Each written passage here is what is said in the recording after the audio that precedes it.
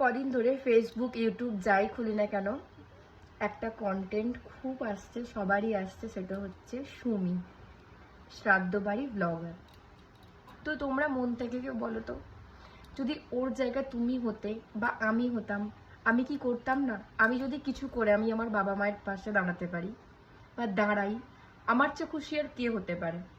তো এখনকার দিনে হয়তো অনেক ভিডিও আসছে তাই আমাদের বিরক্ত লাগছে, কিন্তু মানে ও যে এই বয়সে অনেকই ছোট, এই বয়সে দাঁড়িয়ে 2025 সালে দাঁড়িয়ে ও যে একটা কাজ করে, কারণ এখন আমাদের পশ্চিমবঙ্গের কাজের অবস্থা খুবই খারাপ। পড়াশোনার দিক থেকে আমি বলছি, যাই করুক না কেন করে একটা খারাপ তো কিছু করেনি, ভিডিও বানিয়েছে করে যে এই যে বাড়ি বানিয়ে দিয়েছে, এর থেকে বড় কিছু আমার মনে হয় আর কিছু হয় না।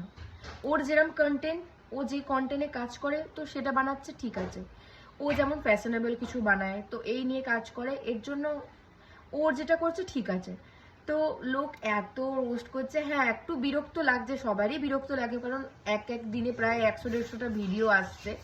তো যে কোনো মানুষের একটু খারাপ লাগবে, কিন্তু খারাপ মানে খারাপ বলাটা উচিত হবে না। তো আমার মতে এটাই, আমি যদি কিছু করতে পারি, সবার জন্য করতে পারি, মানে সবার জন্য করতে পারি, তাহলে আমি নিজের কাছ থেকে নিজে খুবই খুশি থাকবো। তো সবাইকে এটাই বলার, প্লিজ কেউ কাউকে কোনো খারাপ ভাষায় মন্তব্য করো না, যাতে সে কষ্ট পায়।